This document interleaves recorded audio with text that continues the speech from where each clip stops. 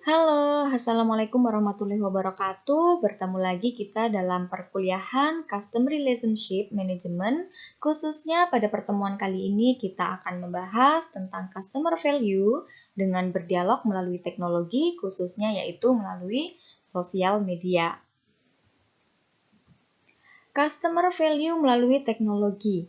Customer value ini menjadi parameter yang sangat penting pastinya dalam menentukan keberhasilan suatu bisnis atau mungkin dalam menentukan aktivitas marketing atau mungkin dalam hal menciptakan manajemen hubungan pelanggan yang baik, begitu yang sedang kita jalankan. Nah, kemudian customer value sendiri ini merupakan tingkat kepuasan yang didapatkan konsumen pastinya dari membeli sebuah produk ataupun pada saat menggunakan layanan atau menikmati layanan yang sesuai dengan harga yang sudah dikeluarkan atau sesuai dengan cost yang telah dikeluarkan.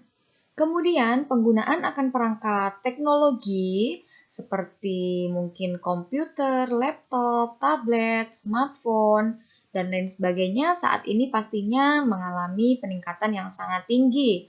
Nah, dengan adanya peningkatan ini pastinya hal ini berbanding lurus begitu dengan kebutuhan akan jaringan internet. Dengan adanya peningkatan terhadap penggunaan jaringan internet, pastinya media sosial di sini adalah salah satu fitur yang paling sering digunakan oleh pengguna internet saat ini. Nah, siapa saja pengguna internet saat ini? Ya, mungkin bisa jadi di antaranya adalah kita. Kita ini adalah sebagai pengguna internet saat ini atau pengguna media sosial saat ini. Mungkin bagi sebagian besar pengguna sudah mengetahui fungsi dan berbagai fitur yang disajikan dalam sebuah aplikasi media sosial, namun mungkin ada begitu beberapa manfaat lain yang masih perlu kita ketahui dan juga dapat dieksplorasi lebih dalam mungkin agar mendapatkan berbagai keuntungan dalam menggunakan sebuah media sosial. Dalam video ini pastinya kita akan membahas seputar menciptakan customer value dengan berdialog melalui teknologi, yaitu khususnya melalui media sosial. Pastinya tidak dapat dipungkiri bahwa sosial media ini telah menjadi cara baru bagi masyarakat dalam berkomunikasi dan juga berdampak pastinya pada cara perusahaan. Pastinya pada cara perusahaan untuk melakukan bisnis melalui layanan media sosial. Penggunaan media sosial secara benar pastinya ini akan membuat perusahaan lebih siap tentunya untuk berinteraksi dengan pelanggan kita melalui sosial media. Tentunya hal ini akan membuat pelanggan merasa lebih senang dan akhirnya mereka akan meningkatkan lalu lintas kunjungan ke akun toko kita. Nah, dari tadi kita sudah membahas atau menyinggung tentang media sosial.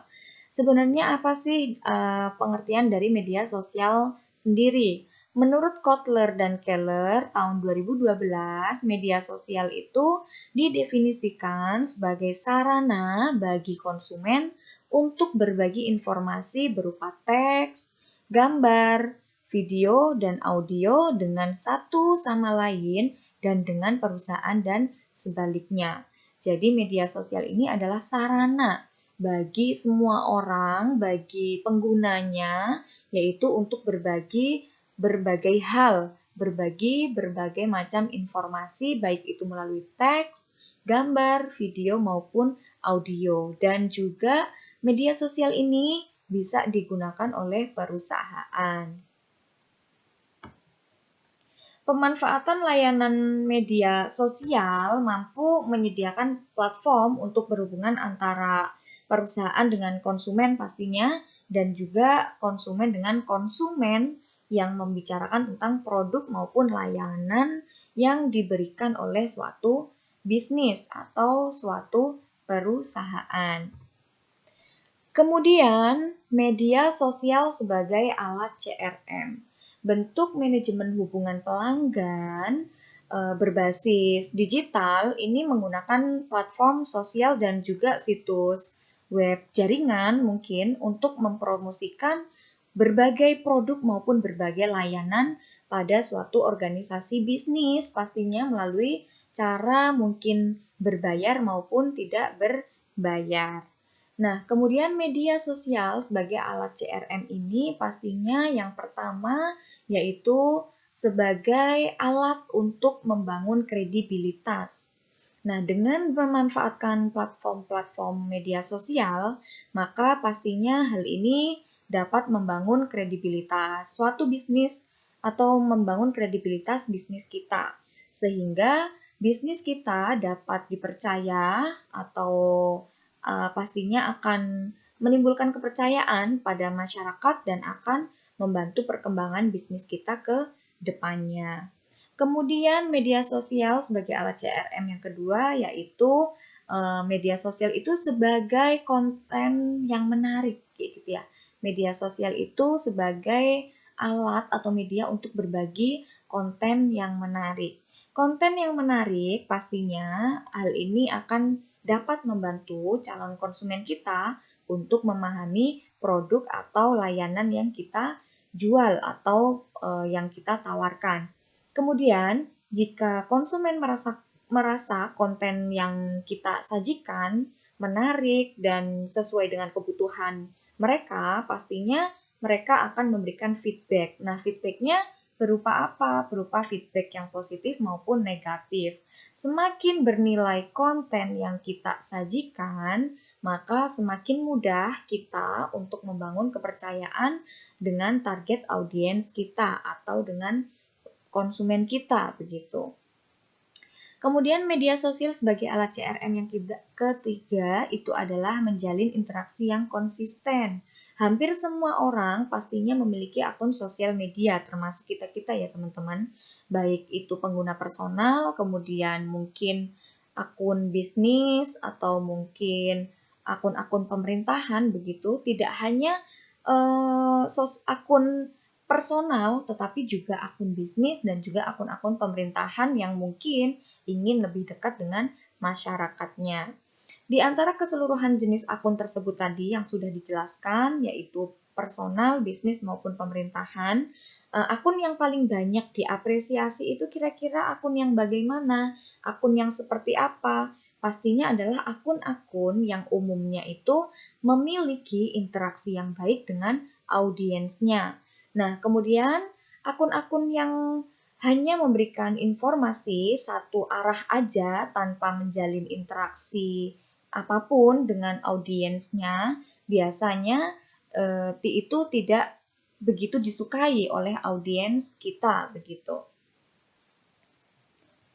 Kemudian interaksi yang konsisten dan positif pastinya dengan audiens kita, hal ini juga akan membantu kita untuk membangun brand awareness yang baik ya teman-teman. Dengan adanya interaksi ini, interaksi yang positif pastinya dan konsisten, kita bisa memperkuat promosi dari mulut ke mulut.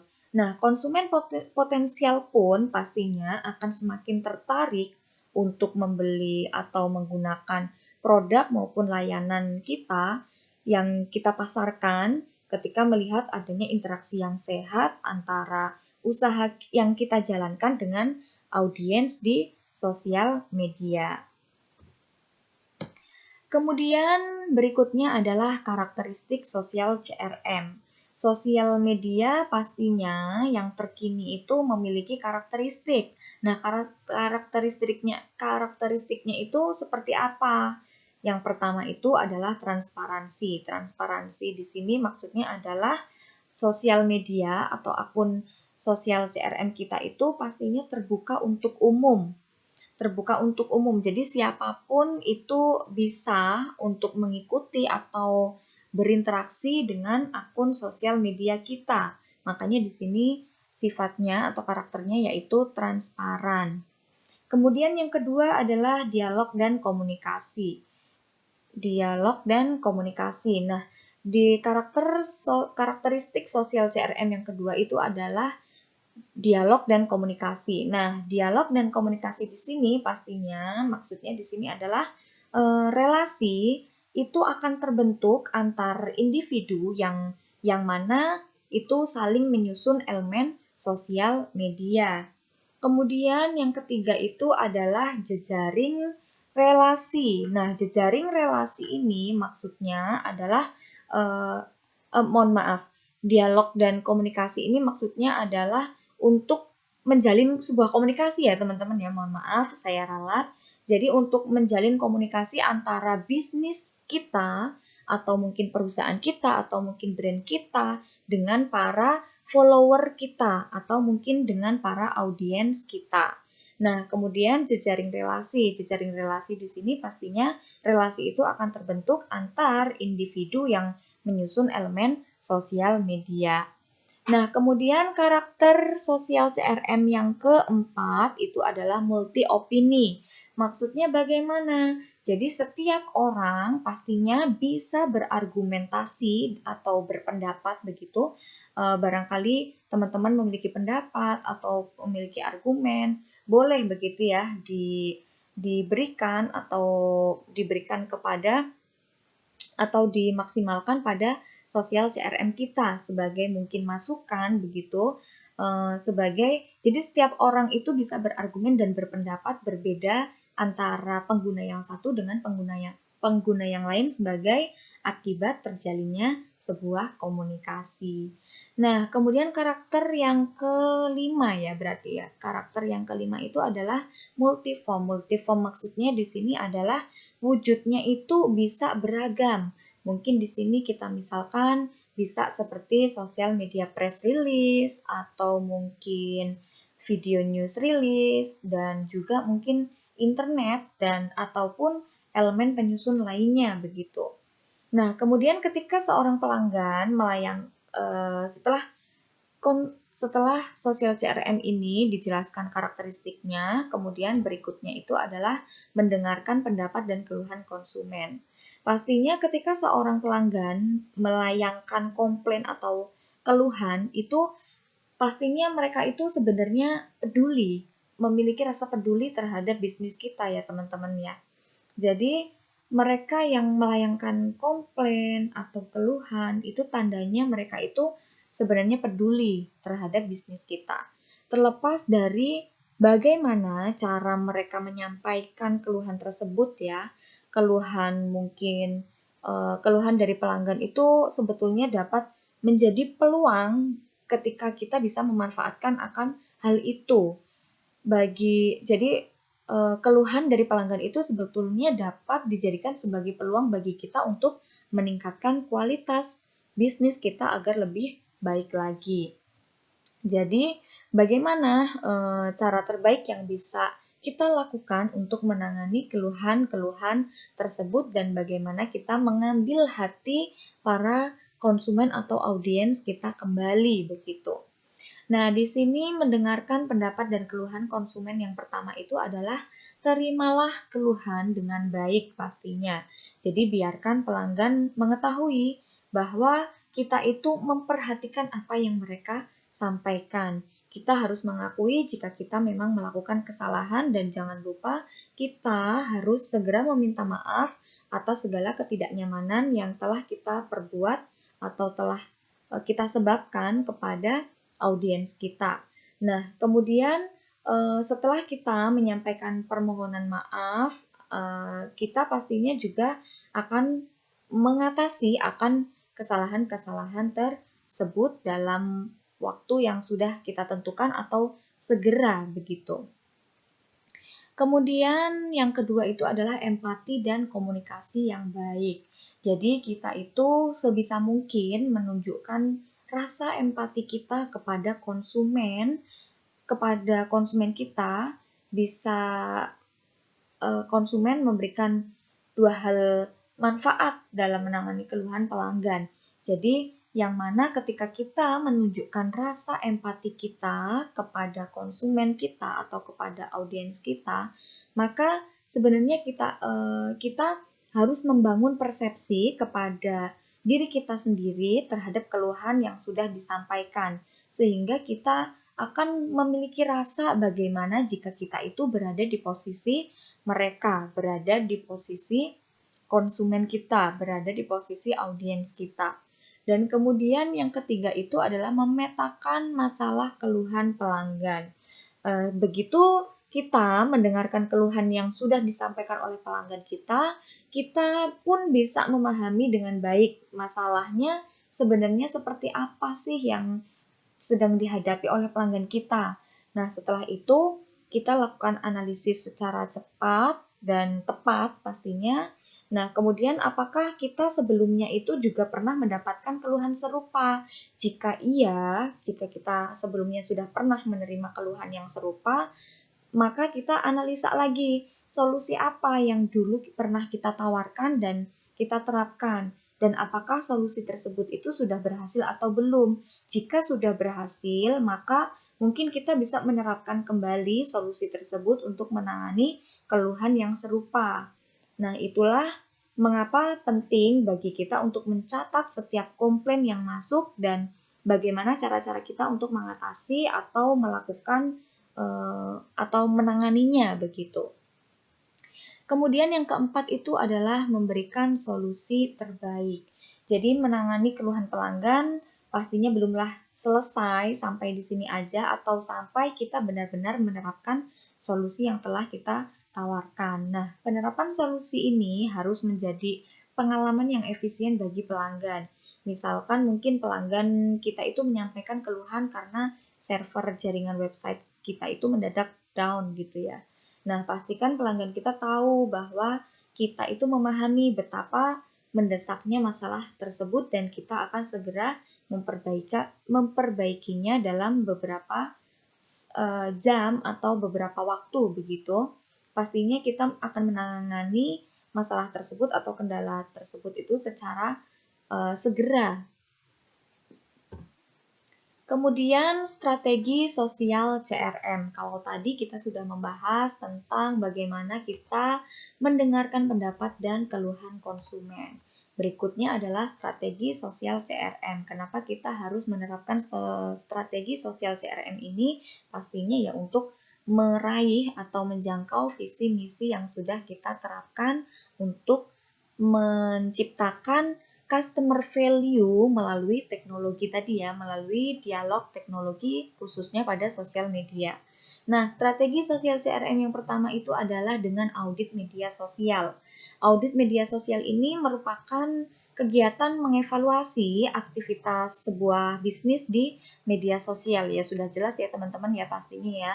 Namanya juga audit media sosial. Jadi kita mengevaluasi segala aktivitas di bisnis kita di media sosial. Nah, sosial media audit atau audit media sosial ini yang dilakukan dengan baik dan benar pastinya ini juga akan membuat upaya sosial CRM kita lebih sukses untuk mendapatkan lead yang nantinya akan menjadi konsumen kita.